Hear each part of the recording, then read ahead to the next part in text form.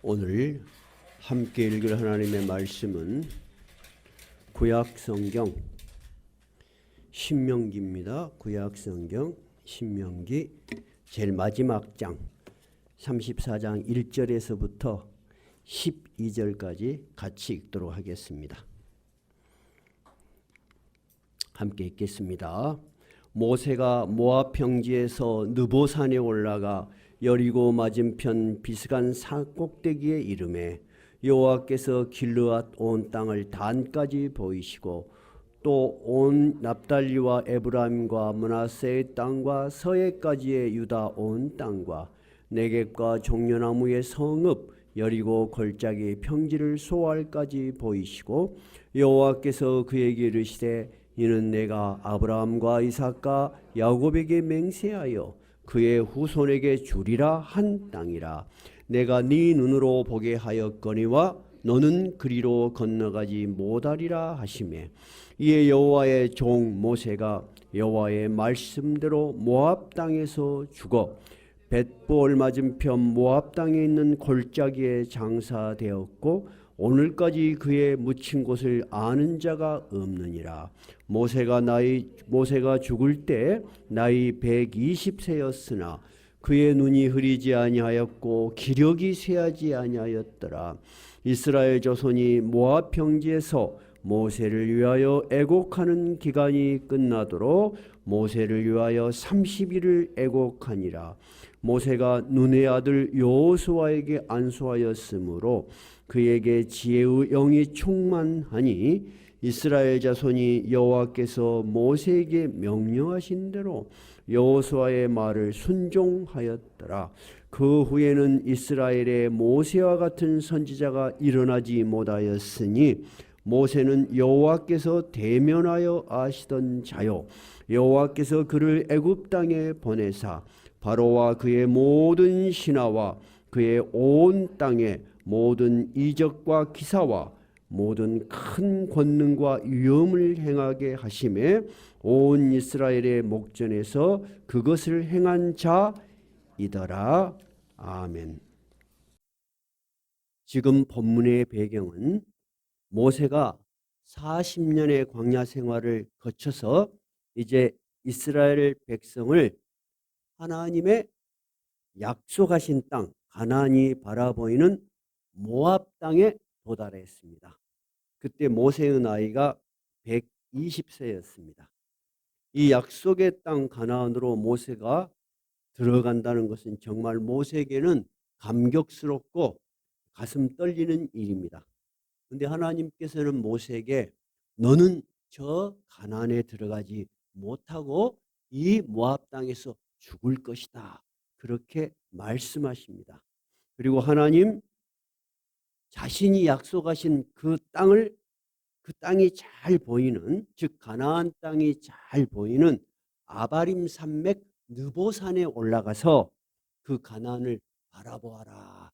그렇게 이야기를 하십니다. 그래서 모세는 자기 자신이 죽을 것을 알고 33장에서 오늘 34장 읽었죠. 각 12지파를 다 축복을 합니다. 이제 마지막 이스라엘 백성을 향한 자신의 소명이고 축복이죠. 그리고 하나님이 명령하신 대로 자기의 죽음을 예견하면서 느보산, 그 느보산 봉우리가 또 비스가산이에요. 그 산으로 올라가는 장면을 제가 지도를 그려놨습니다. 여기가 사해죠.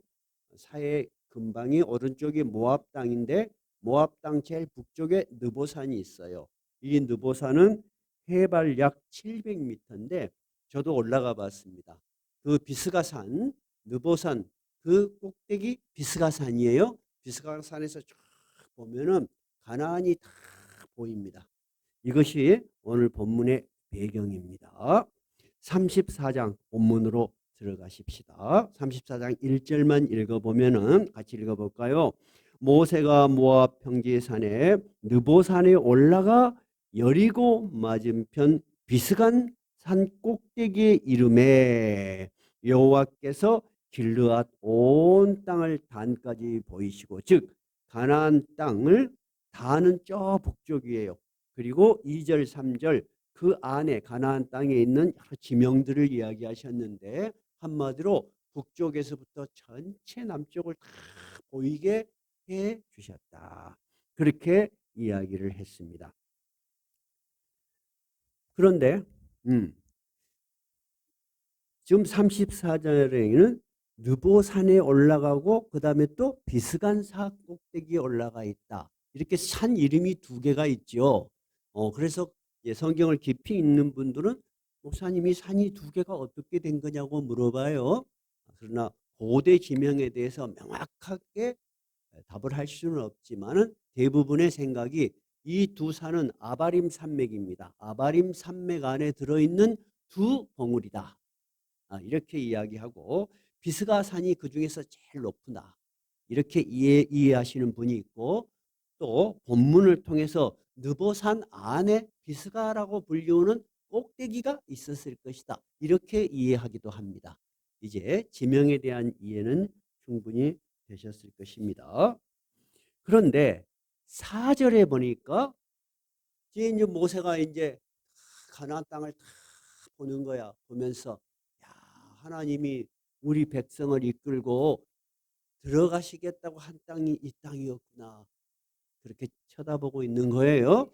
그런데 여호와께서 모세에게 이르시되 이는 즉 이 땅은 그런 말이에요. 내가 아브라함과 이삭과 야곱에게 맹세하여 그의 후손에게 주리라 한 땅이라. 내가 네 눈으로 보게 하였거니와 너는 그리로 건너가지 못하리라. 이렇게 이야기하셨어요. 이 이야기를 조금 자세하게 이야기를 하면 모세야 저 가나안 땅이 잘 보이지. 나는 너에게 약속한 대로 분명히 이 백성을 이끌고 가나안 땅까지 왔다.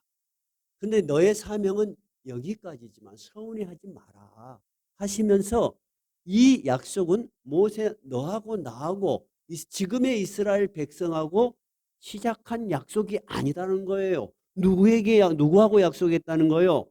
내가 아브라함과 이삭과 야곱에게 맹세한 것이다. 이거는 모세야 지금 너하고 나하고 한 약속으로만 이해하면 안 된다. 내가 너희의 조상 5, 600년 전에 너희들이 듣기만 했던 너희의 조상 이름 아브람, 이삭, 야곱에게 너의 조상들에게 벌써 오래전에 한 약속을 나는 잊지 않고 모세 너 때에 이르러 그 모든 약속을 성취시켜서 이제 가나안 땅 앞에까지 도달한 것이다 하는 거예요. 그러면 여러분 아브람, 이삭, 야곱에게 한 약속이 어떤 약속이 지금 성취된 약속이 있을까요? 아브라함에게 아들이 하나도 없었어요. 자식이 없었어요. 근데 내가 너로 큰 민족을 이루고 네가 큰 민족을 이룰 것이다. 그리고 이 가나안 땅을 줄 것이다. 아브라함은 가나안 땅에 살던 사람이 아니었습니다. 먼 메소포타미아라는 그 지역에 살던 사람이었어요. 근데 하나님께서 아브라함에게 나타나서 내가 인도할 땅으로 오라. 내가 내 나라를 세우리라. 내 백성을 세우리라 하고 아브라함을 데리고 온 거예요. 아브라함은 자기 식솔들이 이끌고 재산을 끌고 나귀를 타고 노새를 이끌고 뭐 낙타를 이끌고 많은 사람들이 이끌고 큰 길을 와서 가나안에 왔어. 가나안에 와서 보니까 아무도 안 사는 게 아니고 이미 부족들이 많이 살아. 그래서 아브라함은 죽기까지 거기에 자기 땅이라고 할 수 있는 것은 한 평도 없었습니다. 오직 무덤밖에 없었어요. 그런데 아브라함은 하나님이 약속한 것을 듣고 죽었어. 그 다음에 이삭도 거기에 죽었어요. 그 다음에 야곱의 때는 어떻게 됐어요? 그 가나안에 너무나 큰 흉년이 들어서 다 어디로 갔어요? 애굽으로 피신 갔죠? 그 애굽에서 200만 내지 300만의 큰 민족이 된 거예요, 여러분. 그 큰 민족이 애굽이라는 큰 나라 제일 끝에서 먹고 살 만한 곡창지대에서 하나님이 400년을 살게 하신 거예요. 그리고 모세를 통해서 이제 데리고 오신 거예요. 지금 그 이야기를 하는 거야. 모세야, 너하고 나하고 지금 한 약속이 아니다. 나는 500년, 600년 전에 너희 조상에게 한 약속을 차근차근 이루어서 지금 너를 통해서 여기까지 왔으니까 너는 그 가나안 땅을 바라보았지. 이제 안심하고 너희 열조에게로 돌아가라. 남은 일은 또 내가 이룰 것이다. 자, 이 말을 들은 모세는 어떤 생각을 했을까요?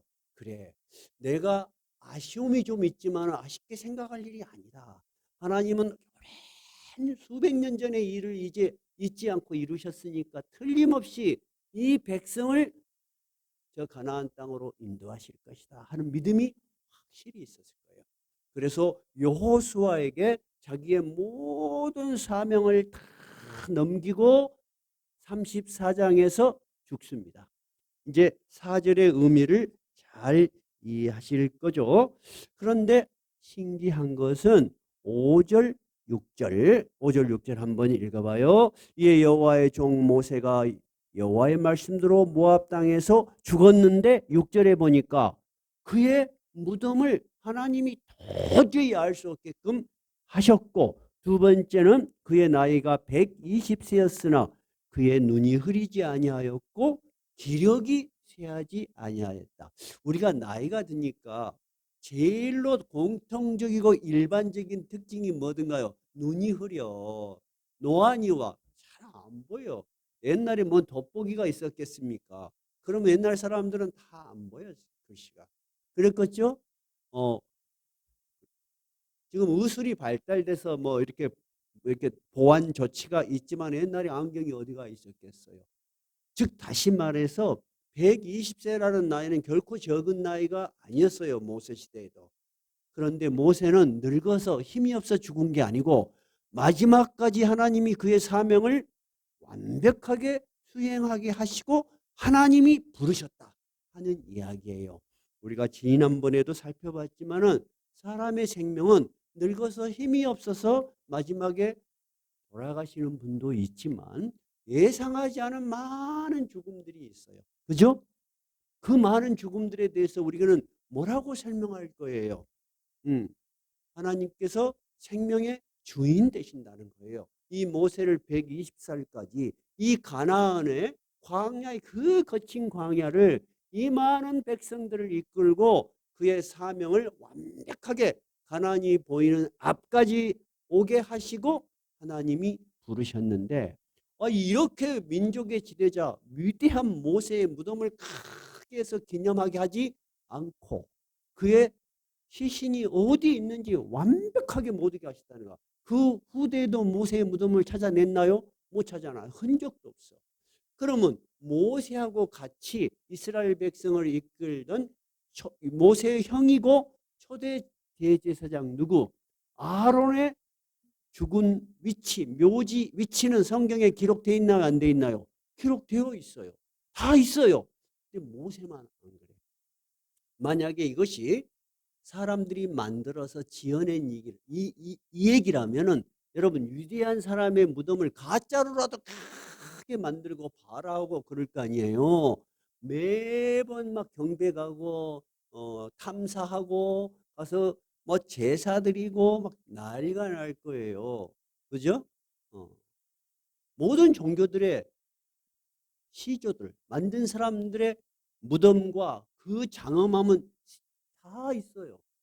그런데 하나님께서는 모세의 무덤을 만드시지 않았어요. 왜 그랬을까? 성경에는 분명한 기록은 없지만 대부분의 신학자들이 지지하는 것은 이 모세가 너무 위대한 능력과 일을 했기 때문에 이후에 이스라엘이라는 나라가 세워졌을 때 모세를 숭배하고 모세를 제사하고 모세가 우상같이 세워지는 것을 하나님은 경계하셨을 것이다 하는 것이 일반적인 학설입니다. 그리고 우리도 받아들여질 수 있는 내용입니다. 자, 그렇게 해서 모세의 시대는 끝이 나고 누구의 시대가 도래하게 하셨어요? 여호수아의. 그런데 분명한 것은 사람과 사람 사이의 권력과 그 다음에 업적이 넘어간 것이 아니고, 자, 한번 읽어볼까요? 9절. 모세가 눈의 아들 여호수아에게 안수하였으므로 그에게 지혜의 영이 충만함이 이스라엘 자손이 여호와께서 모세에게 명령하신 대로 여호와의 말을 순종하였더라. 하나님께서 모세에게 허락하신 능력과 그 다음에 하나님을 알고 하나님을 섬기고 하나님이 능력이 드러나는 모든 일들을 여호수아에게 인수인계한 것입니다. 그렇게 해서 이제 모세는 죽었습니다. 이스라엘 백성들에게는 자기들을 40년 동안 아버지와 같이 이끌던 모세가 죽었으니 너무 슬프고 마음이 허전하고 공허하지 않겠습니까? 그래서 일반적으로 이스라엘은 7일장을 합니다. 우리는 며칠장을 해요? 3일장, 그리고 조금 큰 장은 5일장. 여기서는 보통 7일장을 하는데 30일을 애곡하였더라. 그렇게 해서 이제 모세가 신명기 34장으로 역사의 장에서 사라지고 다음에는 여호수아가 하나님의 사명을 받들어 하는 일들이 기록되어 있을 것입니다. 우리가 본문을 통해서 모세의 죽음을 통해서 또 우리의 경험을 통해서 내릴 수 있는 하나의 결론은 사람은 누구나 다 죽는다는 것입니다. 사람이 누구나 다 죽는다는 점에서 모든 인간은 동일합니다.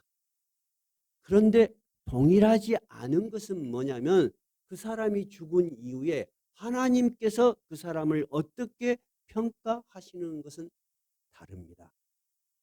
이 세상에는 이런 관직을 했다, 저런 관직을 했다, 그렇게 차이가 날지 모르지만 하나님께서는 모세의 죽음 이후에 모세를 어떻게 평가한 것을 기록하게 하셨는가 우리가 살펴보는 것이 좋겠습니다. 자, 10절을 보니까 모세가 죽은 이후에 어떻게 평가한 것이 기록되어 있는가 10절 한번 읽어봐요. 그 후에는 이스라엘의 모세와 같은 선지자가 일어나지 못하였으니 모세는 여호와께서 대면하여 아시던 자요. 여호와께서 그를 애굽 땅에서 보내사 바로와 그의 모든 신하와 그의 온 땅의 모든 기적과 기사와 모든 큰 권능과 위엄을 행하게 하심에 온 이스라엘의 목전에서 그것을 행한 자이더라. 모세의 첫째 평가는 하나님과 대면하여 알던 자다라는 거예요. 영어 성경은 페이스 투 페이스, 얼굴을 맞대고 아는 자야.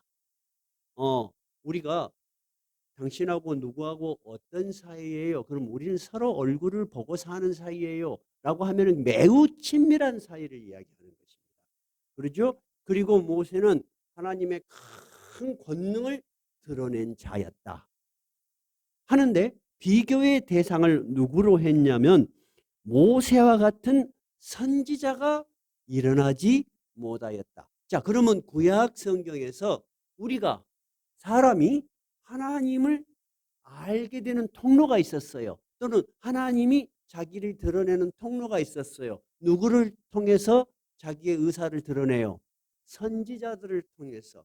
그래서 구약에는 끊임없는 선지자들이 나와요. 모세가 가장 큰 선지자예요. 근데 모세보다 큰 선지자가 일어나지 못했는데 그 구체적인 내용은 모세는 하나님과 대면하여 얼굴을 맞대고 알던 자라는 거예요. 그럼 우리가 이 내용이 뭔지 조금 더 살펴보는 게 좋겠어요. 선지자라는 말은 히브리어로 구약 성경이 기록된 히브리어로 로에 또는 호제라고 부릅니다. 이것은 환상이나 계시를 보는 자야. 어느 날 완전히 사람이 자는 것이 아닌데 확 환상이 펼쳐지면서 환상이나 계시를 보는 자요. 또는 나비라고 해요. 우리 날아다니는 나비가 아니고 히브리어로 나비 발음이 그 뜻은 뭐냐면은 대변자, 하나님의 말씀을 전하는 자야. 자, 그러니까 선지자의 1차적인 기능은 뭐예요? 다른 사람들은 보지 못하는 하나님의 환상이나 계시를 보고 또 하나님의 전하는 말씀을 듣고 전하는 자야. 이것이 바로 선지자의 가장 기본적인 기능이에요.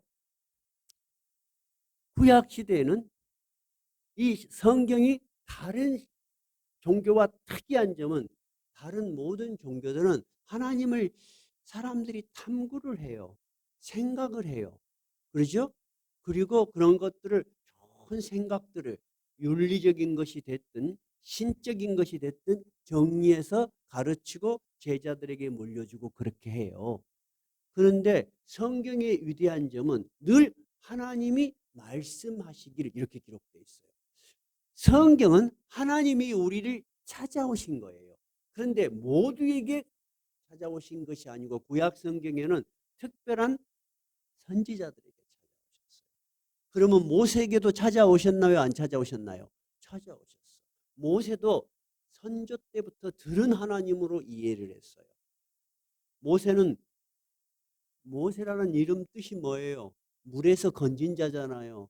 죽어버릴 아이를 애굽의 공주가 주워다가 길러서 40년 동안 제왕학, 애굽의 왕이 될 수 있는 공부와 모든 것을 공부한 사람이죠. 그때만 해도 모세는 하나님에 대해서 들었을 뿐이에요. 그래서 이스라엘 백성을 위해서 뭔가 좀 해보려다가 일이 잘못돼서 도망을 가게 됐죠. 그래서 목동이 됐어요. 아무것도 할 수 없는 할아버지가 됐어요. 꿈도 없고 능력도 다 사라지고 지팡이 짚고 양을 수백 마리 수천 마리 끌고 어이 하루 내내 양만 따라다니는 사람이야. 근데 80살에 하나님이 모세에게 나타났어요. 모세야, 모세야. 모세하고 하나님이 이야기를 합니다. 그러면 다른 선지자하고 달리 모세는 진짜 페이스 투 페이스 하나님을 직접 대면해서 이야기한 적이 있을까요? 있어요, 없어요? 있어요. 하나님이 성막을 지키게 하시고 지성소 안에 이런 언약궤 위에 두 천사가 마주보게 하시면서 이 가운데 내가 임재하겠다. 그리고 내가 할 말이 있으면 너를 불러서 여기서 이야기를 너하고 나하고 이야기를 하자. 그래서 하나님께서 모세에게 이야기를 하며 모세가 듣고 나가서 하나님의 명령을 전했어요. 이 지성소 안에는 모세밖에 못 들어와요. 그리고 대제사장만 1년에 한 번 들어오는 거예요. 모세는 하나님께서 직접 이야기한 걸 들었어요. 그리고 그것을 전했어요. 두 번째는 하나님이 임재하는 방식은 다양했어요. 임재하는 방식은 다양했어요. 그런데 하나님의 본 모습은 볼 수가 없어요. 그죠? 근데 모세는 이제 하나님께서 가나안으로 출발해라 할 때 두려웠어요. 그래서 하나님의 영광을 좀 보여주십시오. 그렇게 임재의 상징으로만 말고 진짜 하나님의 본 모습을 좀 봐야지 내가 좀 하나님 자신감이 있을 것 같습니다. 그런 생각을 한 것 같아요. 그래서 출애굽기 33장에서 그 본 모습을 보여주라고. 그러니까 하나님께서 내 모습을 보고 살 자가 없다. 그러나 내가 너를 위해서 바위가 있는데 네가 바위 틈에 들어가 있으면 내가 지나가면서 나의 모습을 보여주는데 네가 나를 보면 죽으니까 내 손으로 덮어서 내 뒷모습만 보게 하리라. 그런데 하나님께서는 민수기에서 분명히 이야기해요. 다른 선지자하고 모세하고 어떻게 다른가? 제가 한번 민수기 말씀을 읽어줄게요. 민수기 12장 6절에 이 모세를 자기 형 아론하고 누이 미리암이 무시를 해요. 그리고 어떤 일 때문에 비난을 해. 그러니까 하나님이 굉장히 분노를 하셔. 그러면서 선지자들 너희들과 모세가 어떻게 다른가 이렇게 이야기를 하세요. 민수기 12장 6절 이르시되 내 말을 들으라. 너희 중에 선지자가 있으면 나 여호와가 환상으로 나를 그에게 알리기도 하고 꿈으로 그에게 말하기도 하거니와. 아까 말씀드렸죠. 일반 선지자는 그렇다 그런 말이요. 내 종 모세는 그렇지 아니하니 그는 내 온 집에 충성함이라. 그와는 내가 대면하여 명백히 말하고 은밀한 말로 말하지 아니하며 그는 또 여호와의 형상을 보거늘 너희가 어찌하여 내 종 모세 비방하기를 두려워하지 않느냐. 그러니까 그 차이점을 분명히 이야기하셨죠. 자, 그러면 이 모세가 120살에 죽었지만은 10절에 이 모세에 대한 평가는 모세는 여호와께서 대면하여 아시던 자다. 그러니까 우리가 어떤 구체적인 사실을 통해서 모세가 다른 선지자하고 다르다는 것도 알지만은 이 말을 좀 넓게 해석하면은 대면하여 알던 자는 항상 하나님을 가깝게 하는 자라는 것입니다. 여러분 40년 동안 모세가 이스라엘 백성을 이끌고 갈 때 얼마나 이스라엘 백성들이 불평이 많고 불만이 많고 많이 대들고 반역하고 그랬습니까? 오지금은 모세가 하나님 왜 나한테 이런 일을 시킵니까? 내가 애들을 배웠습니까? 내가 애들을 낳았습니까? 근데 왜 나에게 이렇게 친부모 같이 이 사람들을 이끌고 가라고 하십니까? 그렇게까지 막 분노하잖아요. 오직 이 성길에 났으면 지팡이로 막 반석을 2번이나 두드러 깨고 그랬지만은 항상 모세는 하나님 앞에 엎드려서 이스라엘 백성들을 위해서 기도하고 간구하고 모든 문제를 하나님께 의탁하여 해결했던 사람이에요. 그러니까 여러분 하나님과 대면하여 알던 자라는 것은 모세의 전 삶에 일어났던 하나님과의 깊은 신뢰, 하나님과의 관계를 이야기하는 거예요.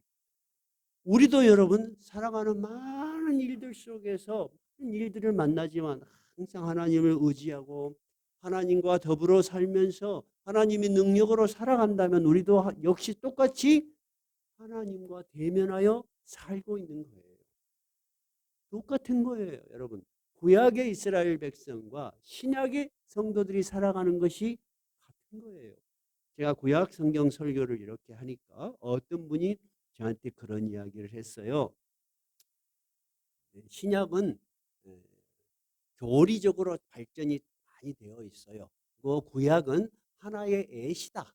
구약은 다 신약을 나타내는 애시에 불과한 거다. 그렇게들도 말씀하시기도 하지만 틀린 말은 아니지만 구약은 구약 나름대로 깊은 사상적 의미와 신학적 의미, 우리의 삶과 신앙이 많이 녹아져 있어요.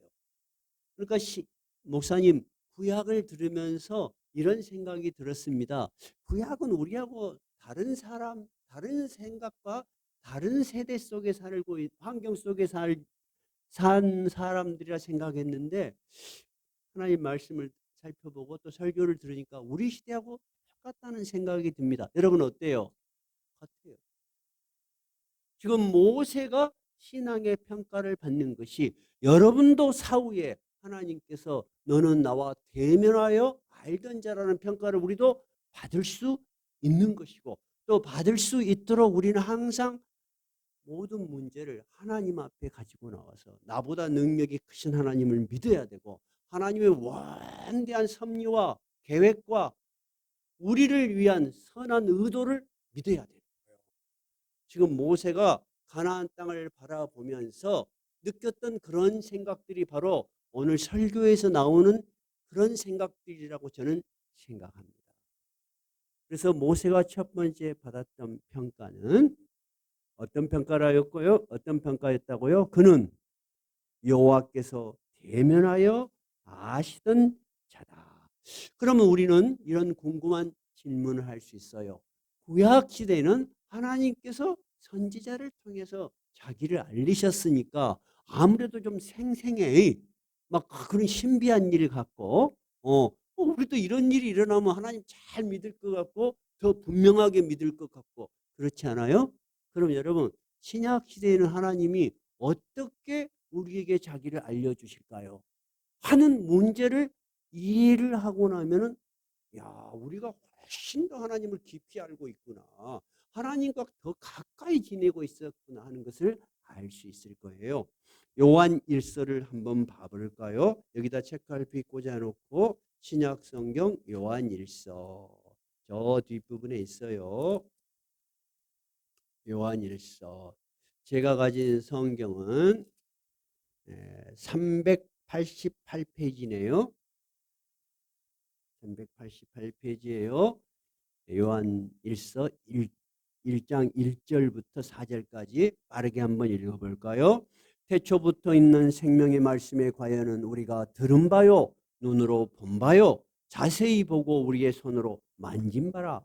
이 생명이 나타나신 바 된지라. 이 영원한 생명을 우리가 보았고 증언하여 너희에게 전하노니 이는 아버지와 함께 계시다가 우리에게 나타나신 바 된 이신이라. 누구? 예수 그리스도는 거야. 즉 지금 요한 사도가 말하는 건 뭐냐면 태초부터 있는 생명의 말씀, 즉 구약 시대 창조 이전부터, 창조로부터 있었던 그 하나님의 말씀에 관하여는, 하나님에 관하여는 그런 말입니다. 하나님의 말씀이, 그 생명인 말씀이 이제 신약 시대는 어떻게 우리가 듣고 눈으로 보고 자세히 보고 우리 손으로 만질 수 있는 사람의 모습으로 오셨다는 거예요. 그게 누구라는 거예요? 예수 그리스도라는 거예요. 구약 시대에는 소수의 선지자들만, 또 대단한 선지자 모세를 통해서 율법이 기록됐고 구약이 기록됐지만 신약의 사도들은 그렇게 말로만 했던 그 하나님이 직접 사람의 모습으로 와서 우리가 보고 듣고 심지어 죽었다가 다시 살아난 그를 만졌다는 거예요. 자, 그러면서 2절, 이 생명이 나타내신 바 된지라. 이 영원한 생명을 우리가 보았고 증언하고 너희에게 전하노니 이는 아버지와 함께 계시다가 우리에게 나타나신 바 된 이시니라. 그러면 우리가 신약 성경에 기록된 모든 말씀이 그 예수님이 그의 제자들에게 1대1 페이스 투 페이스 그냥 같이 살고 자고 먹고 하면서 다 들려주셨던 말씀이요. 여러분, 구약의 말씀이 더 생생해요? 신약의 말씀이 더 생생해요? 신약의 말씀이 훨씬 분명하고 생생하고. 그래서 3절, 우리가 보고 들은 바를 너희에게도 전해주니까 너희로 우리와 사귐 있게 하리니 우리의 사귐은 아버지와 그의 아들 예수 그리스도와 더불어 누림이라. 우리가 전하는 말을 듣고 믿는 자는 누구? 하나님과 그의 아들 예수 그리스도와 함께 살아가는 것이다. 그런 말이에요. 우리가 이것을 쓰면 우리의 기쁨이 충만하게 하려 합니다. 우리가 이것을 받아들이려면 우리 안에 하나님의 능력이 임하시는 것이고 우리가 믿음과 기쁨과 소망을 가지고 살 수 있는 것이라는 거예요. 그럼 여러분, 다시 이야기하지만 구약시대 모세가 페이스 투 페이스 하나님을 가까이 느끼고 경험했던 것과 신약의 우리가 하나님을 느끼는 것과 우리가 조금이라도 떨어지지 않아요. 우리가 생생하면 더 생생한 거예요. 그러니까 저는 우리 인간의 생명이 다 유한하지만 우리가 하나님 앞에 하나님을 대면하여 알던 자다. 그런 모세의 평가가 우리에게도 주어질 수 있도록 또 주어질 수 있다는 것을 우리가 생각하셨으면 참 좋겠어요. 하나님께서는 모세의 무덤을 알 수 없게 하셨죠. 그럼 우리에게 또 이런 질문이 하나 더 남아 있을 수 있어요. 그러면 모세는 어떻게 됐을까? 그럼 모세는 어떻게 됐을까? 그냥 시체가 어디 가서 썩었을 것인데, 없어졌을 것인데 어찌 됐을까? 궁금해하실 필요가 없어요. 마태복음 17장 1절로 가봐요. 마태복음 17장 1절. 신약 성경이에요. 마태복음 17장 1절. 제가 가진 성경은 26쪽이에요. 28쪽이에요. 28쪽. 모세는 어떻게 되었을까 하는 것에 대해서 성경이 기록하여 우리에게 설명해 주고 있는 거예요. 17장 1절 읽어볼까요? 엿새 후에 예수께서 베드로와 야고보와 그 형제 요한을 데리시고 따로 높은 산에 올라가셨더니 그들 앞에서 변형돼서 모양이 완전히 인간적인 형태에서 변형된 거예요. 그 얼굴이 해같이 빛나며 옷이 빛과 같이 휘어졌더라. 그때 모세와 엘리야가 예수와 더불어 말하는 것이 그들에게 보이거늘 베드로가 예수께 여쭈어 이르되 주여 우리가 여기 있는 것이 좋사오니 만일 주께서 원하시면 내가 여기 초막 셋을 짓되 하나는 주님을 위하여 하나는 모세를 위하여 하나는 엘리야를 위하여 하리다. 즉 예수님께서 제자들을 데리고 가셨는데 그 전에 자기가 십자가에서 죽을 것 다시 부활하실 것을 말했어요. 근데 제자들은 전혀 못 알아먹어요. 그리고 어떤 높은 산에 올라가셨는데 여기에서 환상이 일어나는 거예요. 변화가 완전히 모든 사람이 다 이해할 수 있는 객관적인 변화가 일어난 거예요. 그래서 우리가 17장의 사건을 변화산 사건이라고 해요. 근데 산의 이름이 변화산은 아니에요. 이런 일이 일어났다는 거예요. 근데 데리고 간 제자들이 다 보는 데서 누가 이야기한다고요? 예수님과 모세하고 엘리야가. 그럼 이 모세는 어디서 온 거야? 살아있다는 거예요. 모세가 하나님의 나라에 살아있다는 거예요. 구약 성경에 엘리야는 어떻게 됐었어요? 어떻게 죽었어요? 병거를 타고 올라갔죠. 그러니까 이들은 다 구약의 아주 수백 년 전 사람들이야. 이 세상에 살아있는 사람이 아닌 것이 분명해요. 근데 예수님과 함께 어떤 다른 영체로 예수님이 변하실 때에 그들이 같이 이야기를 했어요. 누가복음에는 예수님이 죽으실 것에 대해서 세 사람이 이야기하고 있어요. 근데 다음에 베드로는 예수님이 죽으시고 승천하신 이후에 나는 그것을 직접 목격한 사람이라고 증언하고 있어요. 그럼 여러분, 우리는 모세는 이 땅에서는 어디 있는지도 모르지만 하나님은 어디에 있게 하셨어? 하나님의 나라에 있게 하셨어요. 우리 신약 성도들도 똑같아요. 요한복음 11장에서 자기 오빠 나사로의 죽음에 대해서 슬퍼하는 제자들, 그리고 같이 가는 제자들에게 예수님이 뭐라고 이야기를 하셔요? 요한복음 11장에 있는 이야기죠. 예수께서 이르시되 나는 부활이요 생명이니 나를 믿는 자는 죽어도 살겠고 무릇 살아서 나를 믿는 자는 영원히 죽지 아니하리라 하시면서 이것을 네가 믿느냐? 하고 물어보죠. 그리고 그 자리에서 나사로를 살리잖아요. 그러면 여러분, 우리는 두 번째 생각을 정리할 수 있어요. 우리가 동일한 죽음을 다 죽을 수 있지만 이 세상 사람과 다른 점은, 첫째는 하나님 앞에서 인정받는, 너는 나와 대면하여 살던 자라는 평가를 받고 어디로 가는 거요? 그냥 죽으면 끝나는 거요? 아니에요. 영원한 하나님 나라로 가는 거예요. 현재 기독교인들 중에서 가장 부족한 것이 죽음 이후의 삶에 대해서 소망의식이 너무 없다는 거예요. 너무 이 세상의 것을 집착한다는 거예요. 분명히 기독교적인 가르침은 이 세상의 삶은 누구나에게 마지막이 오는 것이고 덧없이 끝나는 것이고 아무것도 가져가지 못하는 것이고 허무한 것으로 끝나게 돼 있어요. 근데 우리는 그것이 허무하지 않은 게 뭐예요? 영원한 하나님 나라로 간다는 거예요. 이것이 바로 신명기 34장이 모세에 대한 이야기이면서 신약시대를 사는 우리에게도 큰 가르침과 울림과 소망을 주는 하나님의 말씀이라는 것이 여러분에게 깊이 받아들여지셨으면 참 좋겠습니다.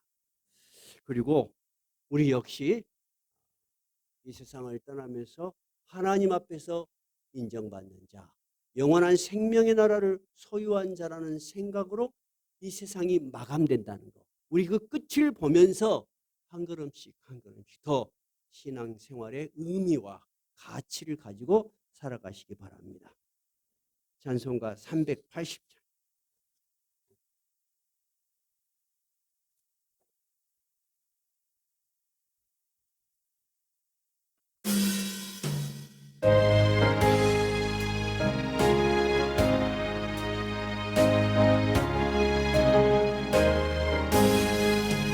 나의 생명 되신 주 주님 앞에 나갑니다.